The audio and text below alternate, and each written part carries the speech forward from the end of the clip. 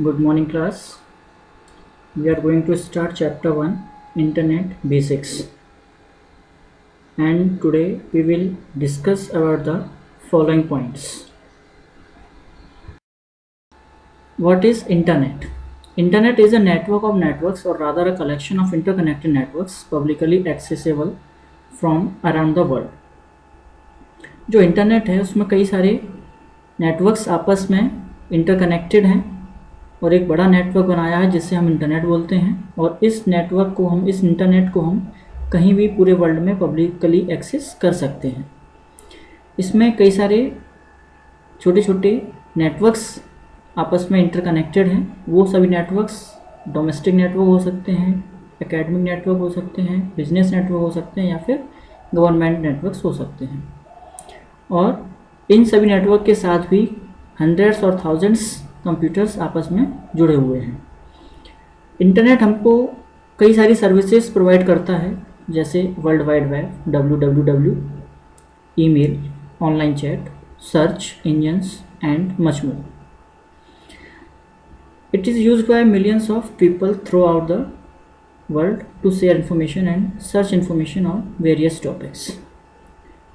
Internet के through हम कई सारे टॉपिक्स के बारे में इंफॉर्मेशन सर्च कर सकते हैं, इंफॉर्मेशन शेयर कर सकते हैं। इस सर्विस का यूज़ कई सारे पीपल्स करते हैं। All this is possible because thousands of networks are connected to the internet. और ये तभी पॉसिबल है जब कई सारे नेटवर्क्स इंटरनेट से जुड़े हों। Evolution of internet.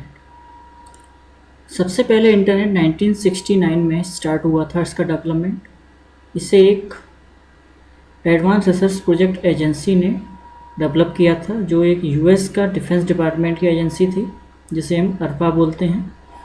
और इस कंपनी ने, इस एजेंसी ने ही सबसे पहला कंप्यूटर नेटवर्क बनाया था अपने मिलिट्री यूज़ के लिए, जिसे हम अरपा नेट के नाम से जानते हैं। The computer were connected using cable lines. और इसमें जो भी कंप्यूटर्स को कनेक्ट किया गया था वो केबल लाइंस के थ्रू कनेक्ट किया गया था, और बाद में फिर इनको हमने टेलीफोन लाइन से चेंज कर दिया। सबसे पहला जो इंटरनेशनल पैकेट्स नेटवर्क जो बने थे वो British post office, western union international और यूनाइटेड स्टेट टाइमनेट के बीच में बना था 1978 में। With in a short span of 3 years, 3 साल के बहुत ही कम टाइम पीरियड में ये जो नेटवर्क बना था वो काफ़ी ग्रो करने लगा, बहुत ही ज़्यादा पॉपुलर हो चुका था 1981 तक। और इसमें अदर कंट्रीज़ ने भी पार्ट लिया था। US, Canada, Europe, Hong Kong, Australia भी इसके एक पार्ट बन चुके थे। और इसका जो कम्युनिकेशन रूल था उसे हमने अब चेंज करके TCP/IP इसमें करना स्टार्ट कर दिया था।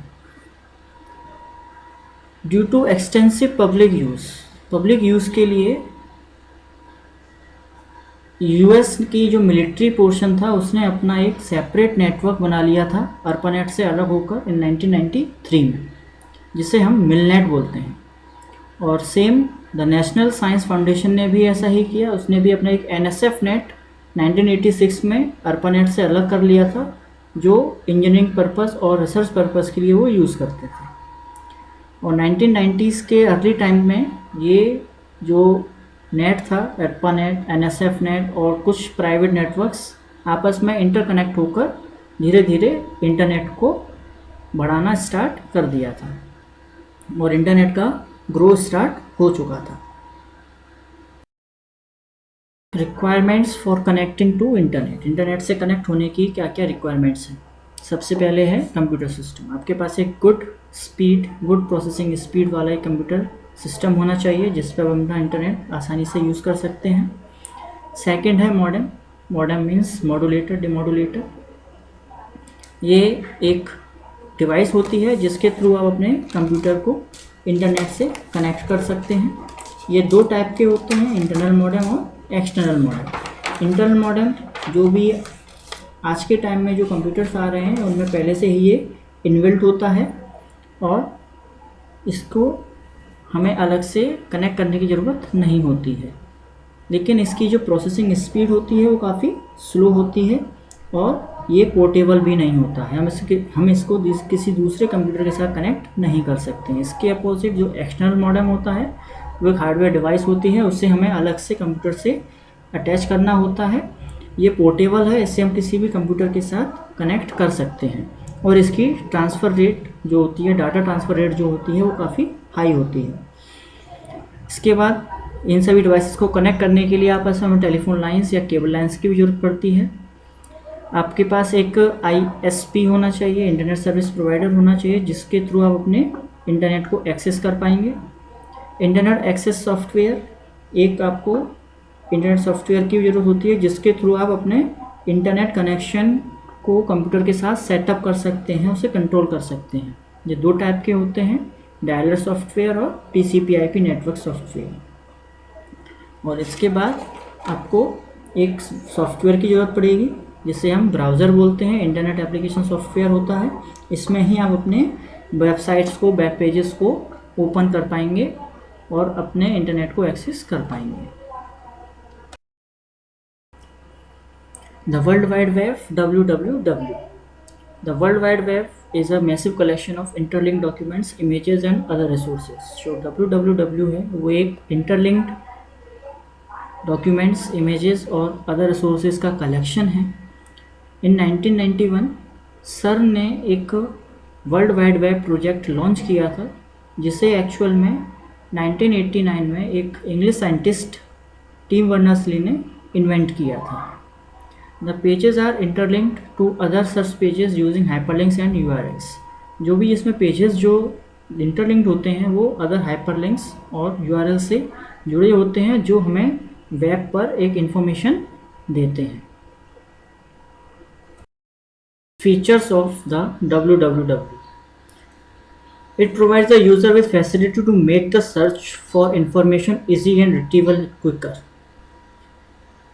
WWW में एक फैसिलिटी प्रोवाइड करता है जिसके थ्रू हम अपनी इंफॉर्मेशन को बहुत आसानी से सर्च कर सकते हैं और इन्फॉर्मेशन को हम बहुत इजीली रिट्रीव भी कर सकते हैं। WWW was inbuilt on the concept of hypertext। जो WWW होता है वो हाइपरटेक्स्ट कंसेप्ट पर बना हुआ है। मतलब इसमें जो हम HTML पेजेस को आपस में कनेक्ट कर देते हैं, एक दूसरे से जोड़ देते हैं, जिसे हम हाइपरलिंक्स या फिर URLs बोलते हैं। ये HTTP का यूज़ करता है। HTTP का मीन्स होता है हाइपर टेक्स्ट ट्रांसफ़र प्रोटोकॉल। इसका मतलब है कि जो क्लाइंट कंप्यूटर होते हैं वो अपना एक रिक्वेस्ट सेंड करते हैं वेब सर्वर को, और वेब सर्वर उन रिक्वेस्ट को रेस्पॉन्ड करता है, उनका रिप्लाई करता है। The WWW helps people to communicate with each other and share information and resources with anyone in the world. हम WWW की हेल्प से किसी भी पर्सन को कोई भी इंफॉर्मेशन ट्रांसफ़र कर सकते हैं, शेयर कर सकते हैं, पीपल्स के साथ कम्युनिकेट कर सकते हैं। और जो सबसे अच्छी बात है WWW की वो ये है कि इसे हम किसी भी कंप्यूटर पर, किसी भी ऑपरेटिंग सिस्टम पर यूज़ कर सकते हैं। इसके लिए बस हमें एक वेब ब्राउज़र की ज़रूरत होती है। ऑपरेटिंग सिस्टम कोई भी हो, हम आसानी से उसमें इंटरनेट एक्सेस कर पाएंगे। So class, thank you.